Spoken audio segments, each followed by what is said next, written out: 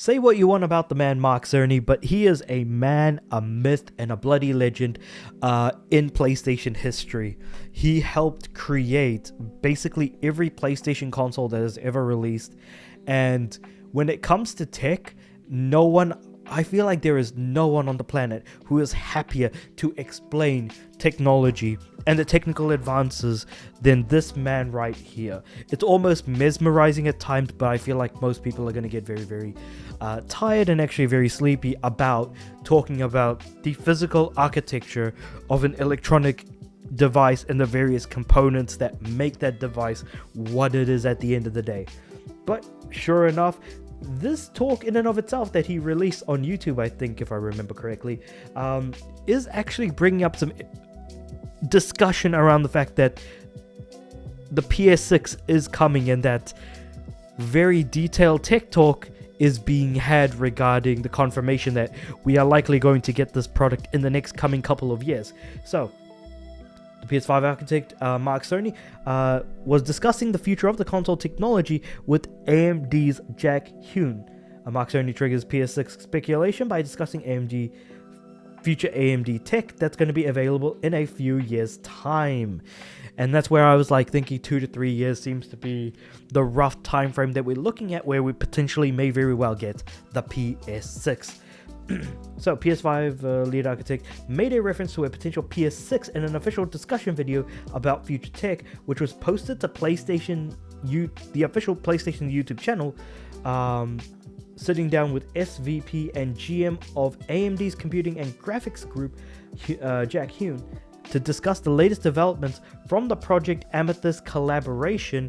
And I assume that this is a collaboration, of course, between Sony and AMD, or PlayStation and AMD. I don't know if PlayStation is acting out of its own accord, but Project Amethyst is Sony and AMD. You know what? I take that last statement back. To use machine learning based technology for graphics and gameplay. In the new video, the pair discussed 3 gaming technology breakthroughs that they believe will lead to benefits in the games industry. Now, while they talk about that, I want to make one thing, I guess, abundantly known. I am not a fan of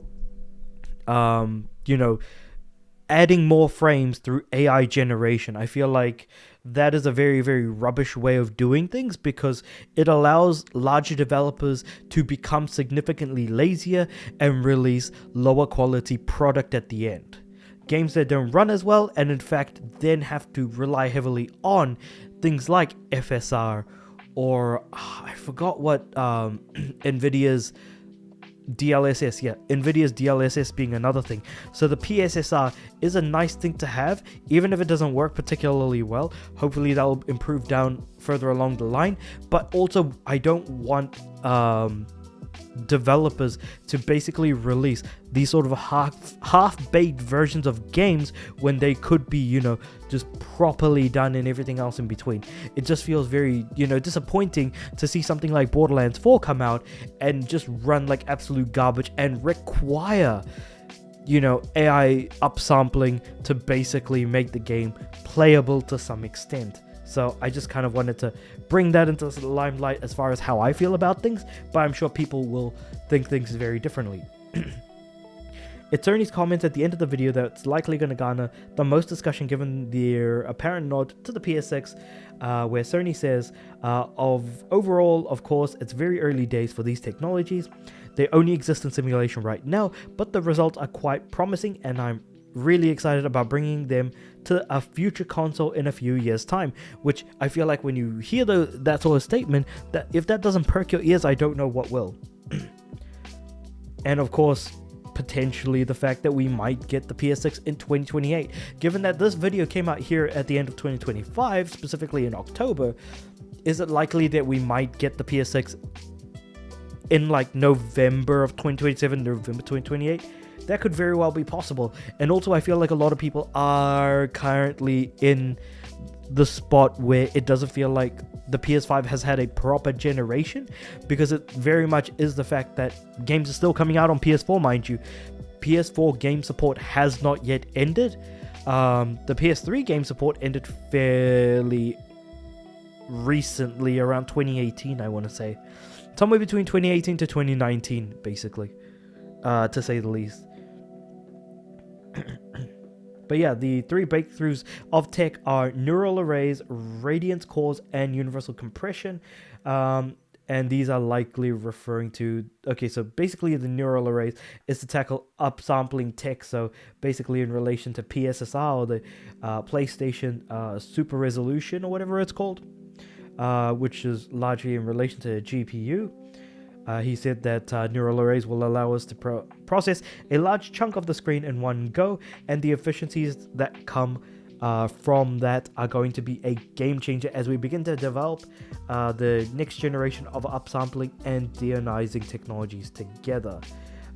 Radiance cores are designed to make ray tracing less demanding on a GPU, rethinking the entire path tracing pipeline from hardware to software.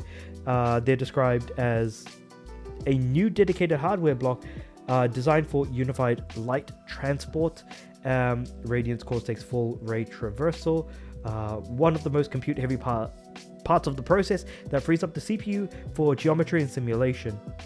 And the GPU focuses on what it does best, shading and lighting.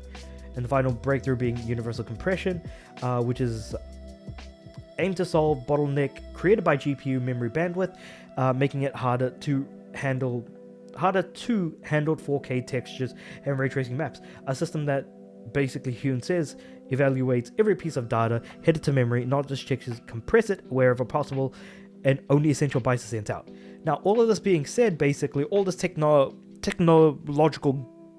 gobbledygook, it feels like what they're aiming for is basically for everything to be simplified process-wise between the CPU and GPU in order for these things to do what they do best, and basically make it so that it's running as efficiently as possible, which leads me to believe, are they potentially leaning this tech into a possible portable platform that they may or may not be working on? Now, I might be a crazy person for even mentioning the fact that a portable PlayStation product may very well be in the works, because if you are able to take the tech of a PS5 and put it into a portable form factor effectively, the main thing that transition requires is that the tech is able to run in a far more easier, simplified way, right? Like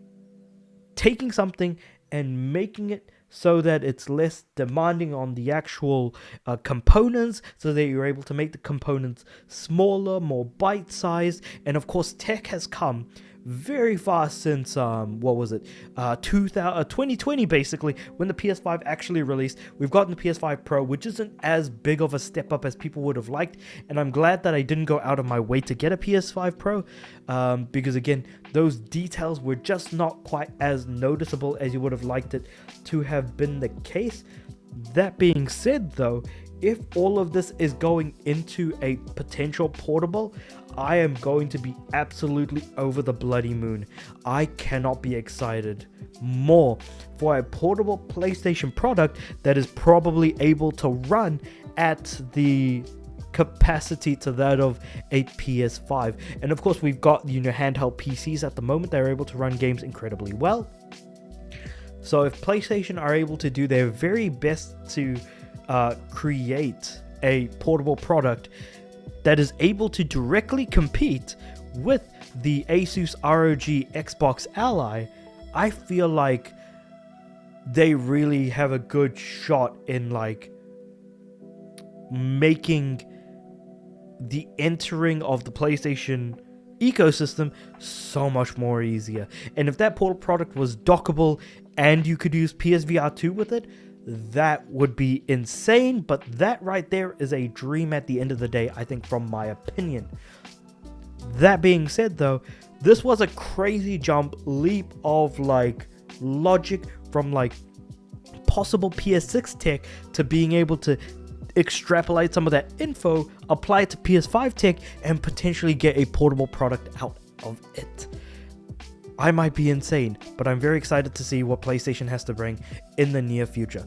But with all of that being said, though, let me know what you guys think about this crazy theory in the comments below. Like the video if you liked it, subscribe to the channel. I'm aiming for 500 subs by the end of the year. And with all that being said, I do upload every day, so I'll see you guys tomorrow.